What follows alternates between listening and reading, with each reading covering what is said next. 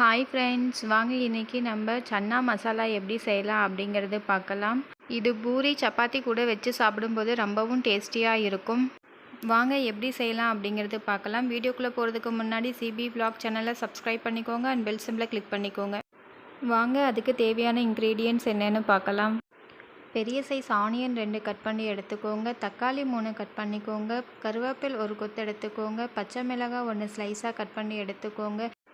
கூடவே பட்டை, சோம்பு, கிராம்பு, பிரிஞ்சி இலை, நட்சத்திர சோம்பு, ஏலக்காய் 2 எடுத்துக்கோங்க.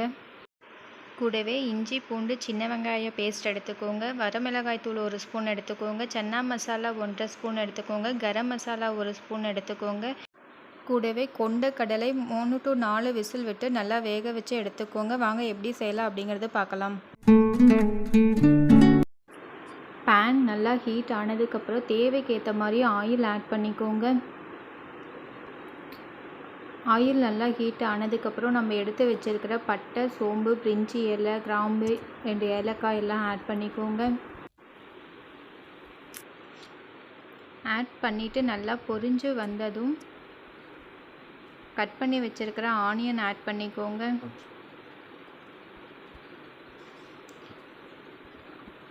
ஆனியன் ஆட் பண்ணிவிட்டு நல்லா வதக்கி விட்டுக்கோங்க.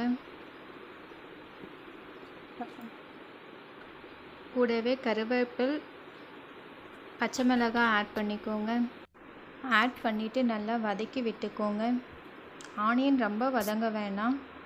கூடவே தேவைக்கு ஏற்ற மாதிரி உப்பு ஆட் பண்ணிவிட்டு நல்லா வதக்கி விட்டுக்கோங்க. கூடவே கட் பண்ணி வச்சுருக்கிற தக்காளி ஆட் பண்ணிக்கோங்க. ஆட் பண்ணிவிட்டு நல்லா வதக்கிக்கோங்க.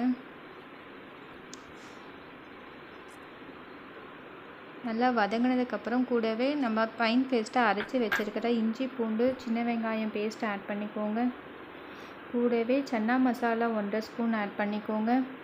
கரம் மசாலா 1 ஸ்பூன் ஆட் பண்ணிக்கோங்க. வரமிளகாய் தூள் 1 ஸ்பூன் ஆட் பண்ணிக்கோங்க. ஆட் பண்ணிவிட்டு நல்லா மிக்ஸ் பண்ணி விட்டுக்கோங்க. நல்லா மசாலா மிக்ஸ் பண்ணதுக்கப்புறம் தேவைக்கு ஏற்ற மாதிரி வாட்டர் ஆட் பண்ணிக்கோங்க. ஆட் பண்ணிவிட்டு நல்லா மிக்ஸ் பண்ணி விட்டுக்கோங்க. நல்லா மிக்ஸ் பண்ணதும் நல்லா ஒரு கொதி வர்ற அளவுக்கு விடுங்க. நல்லா கொதித்து வந்ததுக்கப்புறம் மசாலாவோட பச்சை வாசனை போகிற அளவுக்கு விட்டுக்கோங்க. இப்போது கூடவே நம்ம வேக வச்சுருக்கிற கொண்ட கடலை ஆட் பண்ணிக்கோங்க. கொண்ட கடலை ஆட் பண்ணதுக்கப்புறம் நல்லா மிக்ஸ் பண்ணி விட்டுக்கோங்க. நல்லா மிக்ஸ் பண்ணதுக்கப்புறம் ஒரு 5 to 10 மினிட்ஸ் நல்லா கொதிக்க விடுங்க. பாருங்கள் ஃப்ரெண்ட்ஸ், இந்த அளவுக்கு எண்ணெய் பிரிஞ்சு வர அளவுக்கு நல்லா கொதிக்க விடுங்க. கொண்ட கடலை நல்லா கரைஞ்சி ஒரு கெட்டியான கன்சிஸ்டன்சிக்கு வரும். அவ்வளோதான் ஃப்ரெண்ட்ஸ், சன்னா மசாலா ரெடி ஆகிடுச்சு. மேலே மல்லித்தலை தூவி விட்டு ஸ்டவ் ஆஃப் பண்ணிக்கோங்க. சுட சுட இருக்கிற சன்னா மசாலா பூரி சப்பாத்தி கூட வச்சு சர்வ் பண்ணுங்கள் ஃப்ரெண்ட்ஸ். ரொம்பவும் டேஸ்டியாக இருக்கும். நீங்களும் ட்ரை பண்ணி பாருங்கள்.